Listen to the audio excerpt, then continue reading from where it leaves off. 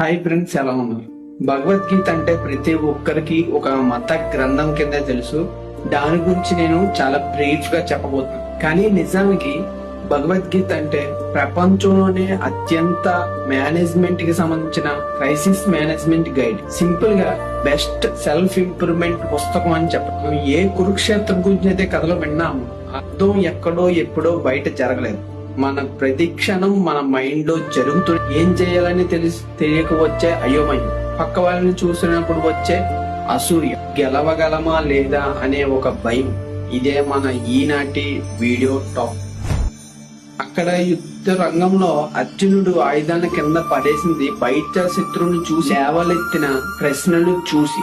కానీ యుద్ధ రంగంలో అర్జునుడిని చూసి తన దగ్గరే ఉండి తనని ముందుకు నడిపించాడు శ్రీకృష్ణుడు. అర్జునుడిని ఆ రోజులోనే మహా చక్రవర్తిగా మార్చిన శ్రీకృష్ణుడు